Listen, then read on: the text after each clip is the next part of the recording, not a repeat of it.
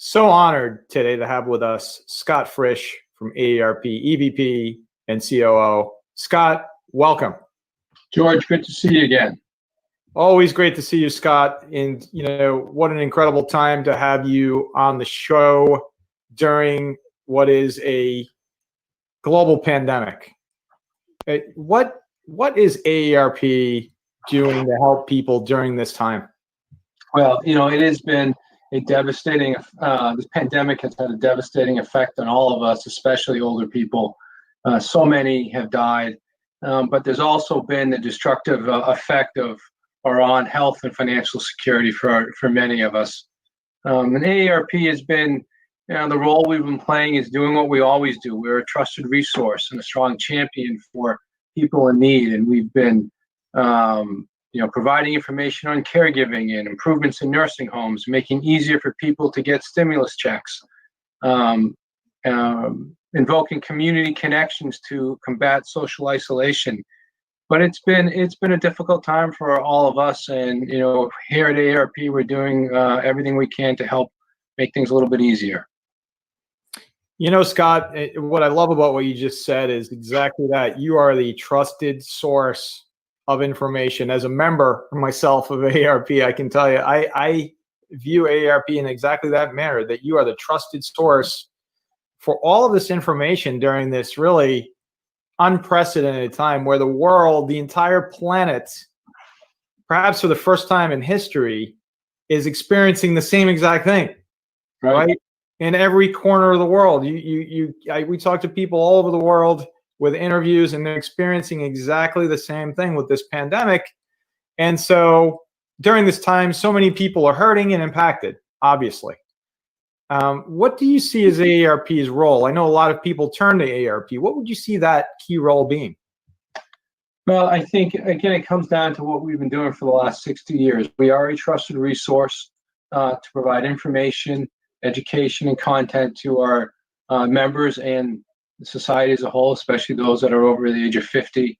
Our ability to act as a convener, to bring people to the table, to talk about these issues, to communicate what's happening, I think has been an extremely important role that AARP has played over the last, whatever it is, 11, 12 weeks. I think the days start to run into one another nowadays.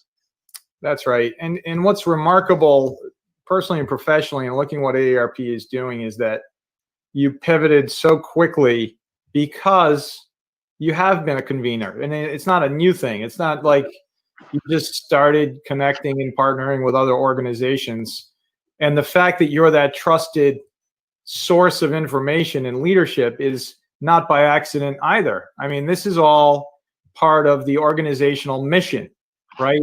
To help these vulnerable populations that you're so focused on assisting, so that we all have the most updated data and guidance, et cetera, in a way that makes sense. You didn't know this was coming, so how have you been able to position yourself? Well, position ourselves in terms of this entire pandemic. I'd say I can wrap it up pretty simply. Our mission is to empower people to choose how they live as they age. So if you think about it in those terms, being that trusted resource is exactly what we do, and we've been doing it for so long. And we're in a fortunate position. We've been able to continue to do this and provide this information and bring people together during this pandemic, while we've all been in a remote status for the last 11 or 12 weeks. That's right. And so what lessons can be drawn from this, Scot? What can we actually learn from all of this? Well, let's talk about, let's focus on the remote work for a second, because I think, along with many other things in this pandemic, this will potentially change society. And, it's very difficult to sit here and predict the future. Anybody that can usually gets it wrong, or tries to usually gets it wrong. I'm not necessarily going to say I have all the answers here, but it does beg the question about what does life look like when this is over, or when there's a vaccine, or if there isn't a vaccine. But getting to the remote status, and you and I doing this remotely here, working remotely is one issue. Second is, as it relates to the employer, it really reinforces our ability to have a flexible work environment. And we've been doing that at AARP in a number of ways. One thing that we're most proud of is we launched a caregiving leave benefit, I want to say a year and a half to 2 years ago. We give every employee 80 hours of paid caregiving leave. Combined with our traditional flexible work arrangements around telecommute, telework, phasing retirement, et cetera, that has been very important for us to migrate and to allow us to continue to serve our social mission during this pandemic and while we're on a remote basis. Incredible. And that's something that, again, with leadership, with your leadership and that of Joanne Jenkins' leadership as CEO of the organization, you all have been preparing as if for anything to maintain that continuity, right? Correct. So, I'd like to say over the last 3 or 4 years, we've made a very concerted effort to build a what we call the AARP preparedness function, which is really business continuity, to allow ourselves to prepare for a variety of events, whether it's the hurricanes that hit our offices in one of our state locations, snowstorms, any weather event, earthquakes, and I guess for a global pandemic, which I must say we didn't exactly have on our list of things to consider, but all the steps that we put in place to build up for these events has allowed us to pivot, go to a remote work site location or remote working environment, and utilizing some of our off-site business continuity areas where it was allowed, really has allowed us to continue to function as is, and we have not seen a drop-off in productivity at all. So it definitely has reinforced the notion that you need to be prepared. You need to think about what these events mean. What does your infrastructure need to take to be able to handle thousands of concurrent users at once? What are all those backup procedures that people talk about? So we have a book on the shelf that says, here's our plan, but you have to test the plan to make sure it works, and you have to continue to learn from those tests. So when an event like this happens, and hopefully this is a once in a lifetime or once in every 100-year event, the organization can continue to function as is. And we've been, thankfully, been able to do so without a hitch. That's right. And it didn't happen by accident that you were prepared, because, as you said, you've been preparing for several years now for continuity of operations, which is a fundamental component that really any organization or business should have.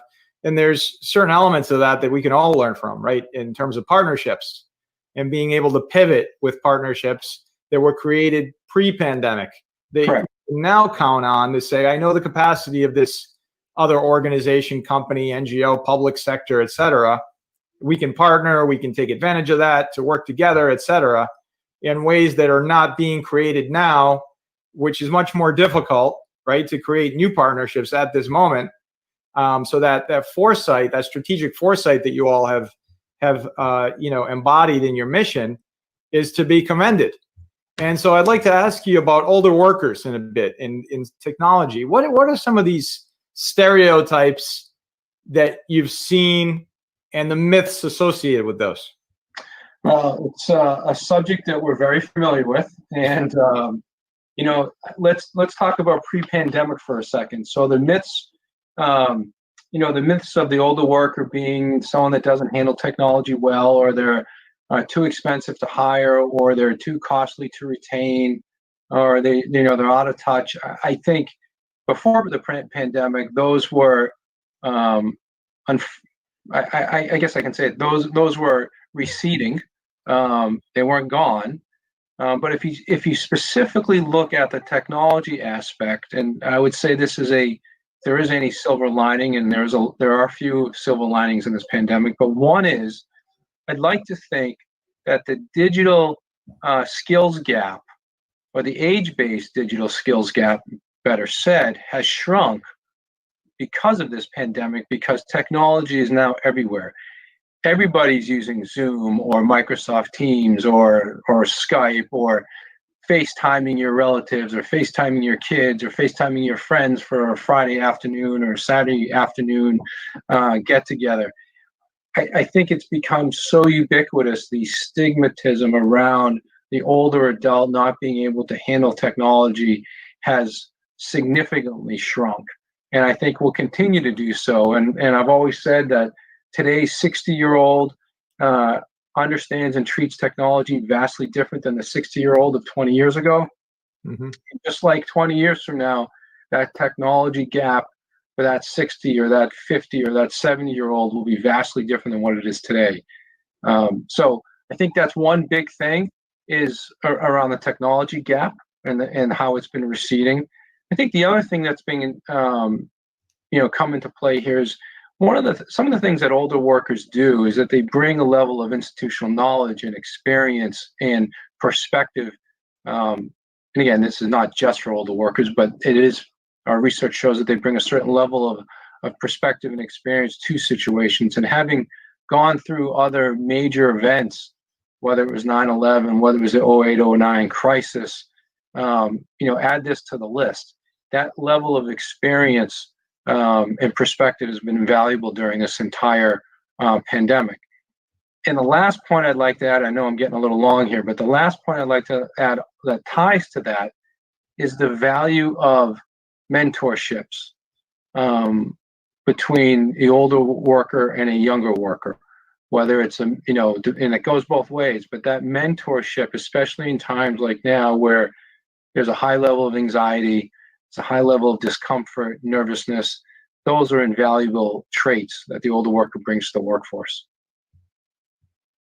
That's right. And what you're doing is highlighting the fact that these older workers are actually more astute in technology in so many areas than perhaps even some younger folks. And there's not that imbalance or that inability to work with technology to effectively navigate all of these different mediums, like you said. And that really drives us into my next question, which relates to employer flexibility. Scott, why is that important? We're all seeing and we're all sort of working in different modes. Some are in the office, some are not, most are not. How can we, look at the employer flexibility piece? And what's some advice you can provide on that?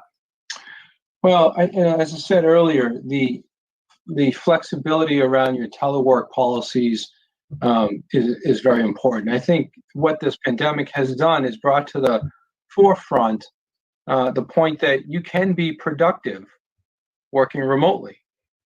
You can be productive not being in the office. I was on a call the other day with a woman from the New America Foundation that had said the remote working, I'm going to hopefully get this pretty accurate, the remote working concept was really for the mummy track, for the women that became mothers, and that was the way they would that was the way they'd be communicating within the workforce. That's not the case with this. I mean, I think this has proven that we all can do things remotely. Now, it's also, I believe, forced companies to rethink many things. Commercial real estate, what is their policy around who can work from home? Can you have a function that can be permanently working from home? It's difficult to make these types of decisions while you're in the middle of a crisis, but it does force organizations to really rethink what it means to have a flexible workforce. That's right. And going back to older workers, can you talk a little bit about soft skills? Tell us a little bit about your perspective on that. And what about age discrimination? Well, I think the telework really enforces, the concept of telework really enforces the need for these soft skills like problem solving or collaboration and teamwork. And those are traits that the older worker does bring to the table. And it's been sharpened through years of experience. So I think it's extremely important. And again, touching on the mentorship, mentee relationship, in this environment of anxiety, having those relationships, having those soft skills to be able to interact with people in face-to-face translates, if not equally, or even more important when you're on a telework basis. Having said that, you brought up age discrimination. Age discrimination, while illegal, unfortunately still exists in the workplace. It's funny. It's one of those few things that people can make fun of and not be in trouble for. And that's why we've, under our CEO's direction, this concept of disrupt aging, which is basically changing the conversation of what it means in this country to age, not only in this country, in fact, going abroad as well. But age discrimination is unfortunately still alive and well. I think there was a survey that we did in 2017 that said more than 6 in 10 older workers reported seeing or experiencing age discrimination on the job. And it's difficult. It's not like someone's going to stand up on top of their desk and shout age discrimination. It comes in many other subtle ways. And then, for those that unfortunately lose their job, the older worker takes exponentially longer to be rehired, and usually it's at a reduced level of earnings. I think 9 in 10 older workers say their job after they've been let go is usually less than what they made prior to that. Now, the good news is, prior to the pandemic, the unemployment rate for the older worker, I want to say, was about 3.9%. So that is a good thing in the sense that more older workers are in the workforce. It's becoming more normal. People are getting used to it. Combine that with hopefully this technology, age-based technology divide shrinking. Maybe those are two impetuses for age discrimination to begin to be eliminated once and for all. Well, thanks to your work, I'm sure that's the case, and it will happen because of the hard work and ongoing efforts of AARP for sure. And shifting back to working from home, what, Scott, do you see as some of the downsides to working from home? Well, I think it's there's a few of them. I think first and foremost, human beings are social creatures. And there's that level of interaction that you need to be in person. And it's great, you and I sitting here across 2 computer screens, and we can still interact, but it's not the same as though you and I are sitting in person and getting that social connection. So ensuring that we have that social connection is really important. And a lot of older workers, especially, for those that that are working either because they have to or because they want to. A lot of us use the workforce as a means to get that social interaction. And because social isolation is an issue, is a big issue, especially as you get older. So if you lose that, degree or a certain element of that social connection from the workforce, that's difficult. I mean, that's a big hole for people, very big hole. That's right. And then how do you keep, so you and I, we've met, I know you, so it's a little bit easier to conduct an interview because we've had the opportunity to meet in person, et cetera. But how do you keep relationships strong in a remote environment? Well, I mean, it's not easy, but what it takes, in some ways, it's no different than what it is in the in-person environment. It takes an effort. Yep. You have to be able to pick up the phone and call or send an email or a text. How you doing? How are you feeling? It's not just, hey, I need something, but it's that human connection. It's no different in work or your family or your friends. You need to be able to pick up the phone and, hey, George, how's things going? How's the family? How's business going? It doesn't have to have any agenda other than just checking in on people. And I think that that helps solve that problem. And I think it helps to reduce that problem at least. That's my optimistic view of life, I guess. Yeah, we all remain optimistic for sure, and I agree with you. I think that empathy piece has come up so much, and so many different conversations we've been having recently, and I think that's what you do well, and what AARP does so well is empathy, understanding what it is that issues are, and then help address them in so many ways. And so, where are we all going in terms of the future of work? I mean, you've got that strategic foresight, the ability to see around some corners. Where do you see things going in the future of work? Well, again, it's very difficult to predict the future. And you may see certain trends happening today that may not be there once we get out of this pandemic and we get back to a version of new normal.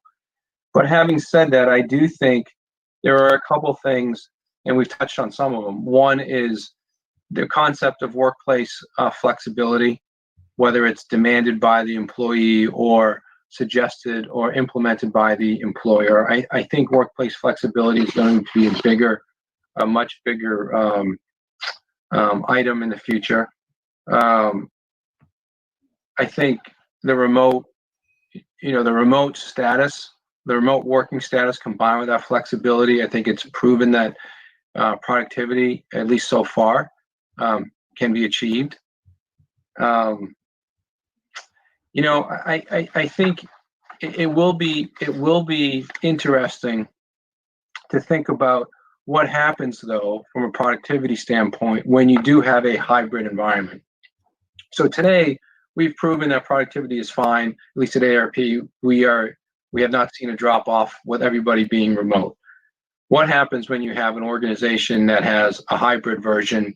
Forget the percentages of who's in the office versus out of the office, but will that productivity remain? I hope it does. I hope that technology allows us to do that, and I believe it will. But again, until we know for sure, until we actually, live in it, we won't know for sure. But I will say, as it relates to the older worker, which is what AARP, obviously we're very thoughtful about. I do think this concept of a multi-generational workforce is here to stay. And whether it's because of that technology divide has shifted or decreased or lessened, multi-generational teams within organizations are something that are here to stay. So again, no one can predict the future, and we have to get through this. But you have to keep your eye on the ball on certain trends and what's happening in your own organization and others. Well, it's heartening to hear that, and it's really great news. Really great news to hear that the digital divide generationally is shrinking, and that perhaps is accelerated as a result and effect of this situation that we're in. We're hearing from folks like yourself, CEOs, COOs, et cetera, that are all talking about the acceleration of areas in their planning that were 2, 3, 5, 7 years out that have been happening in 8 weeks. And it's incredible to see and to hear that. And so what can we all learn from each other, including internationally? I mean, what can we learn here? Well, I will say, it's funny about the acceleration point and I just want to come back to something I said. So we've been remote for whatever is 11 weeks, but it was a Thursday afternoon, and on a Thursday we said, next day we're going to test our remote systems. Everybody go remote on that. It was a Friday, March, 12th or 11th, whatever that Friday was. And we made the decision over the weekend to go 100% remote starting that Monday. And I think if it weren't for a couple of individuals, home internet connections, we didn't miss a beat.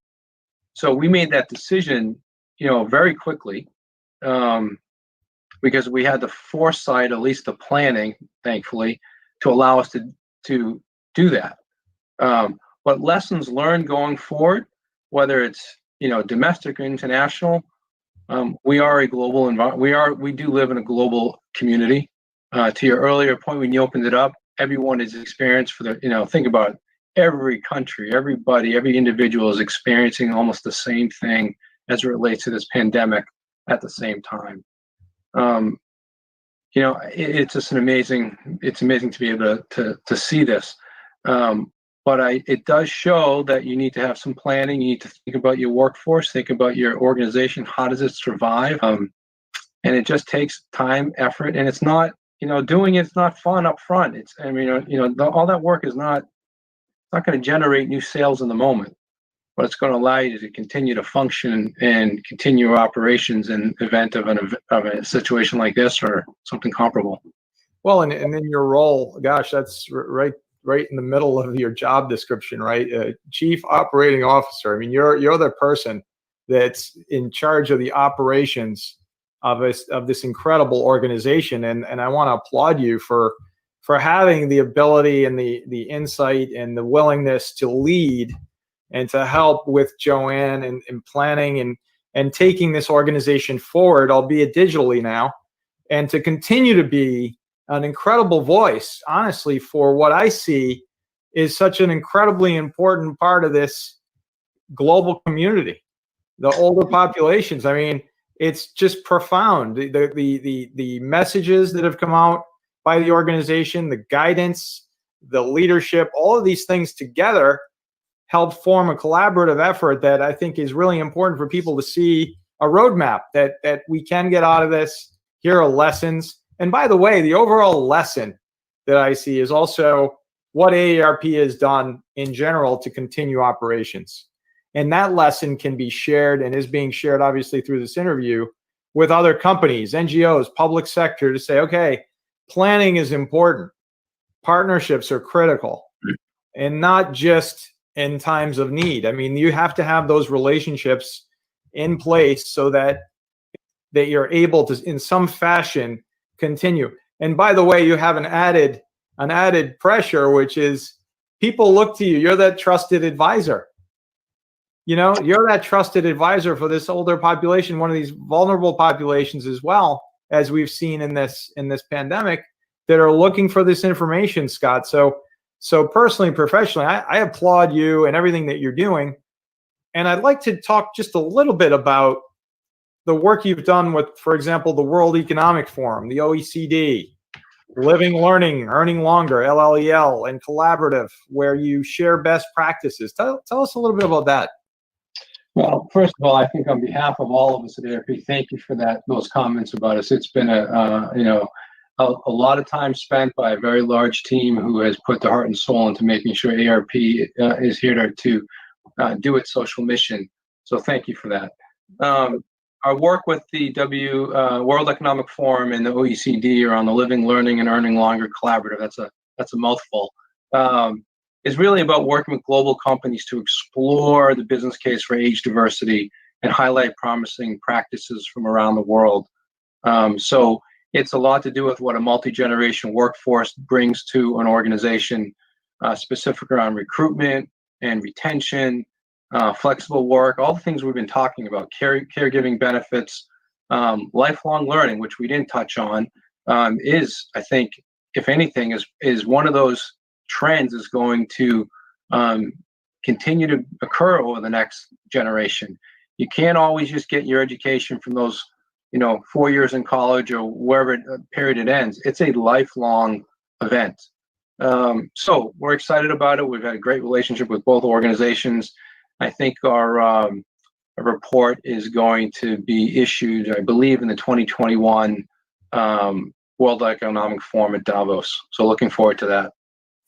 And again, important to note, this is a global, the global reach and issue that you're working on, and we've seen it again, time and time again. We saw what happened in Italy with the older population there, and just across the world. It's been just breathtaking in a positive and also in a scary way on how this older population across the world has endured this pandemic. But yet there's the light at the end of the tunnel, which is an organization like AARP helping with so much information, so much guidance, and again, serving as that trusted advisor for so many across the planet.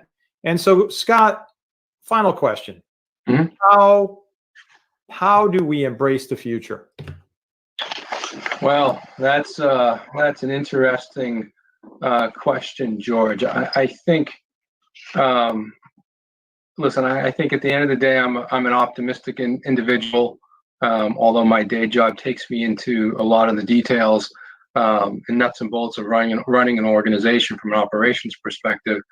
I think I'm optimistic about the future despite where we are today. We've survived things in the past, and we'll hopefully a lot stronger than where we started when it began. Well, and I'm confident that that's the case because of your and Joanne's and the entire organization's leadership at AARP. Thank you from Ideagen, from all of us at Ideagen, to you, everyone at AARP, for everything that you're doing to help folks across the planet survive, and not only survive, but thrive. Scot Frisch, EVP and COO, AARP, thank you for changing the world. Thank you, George.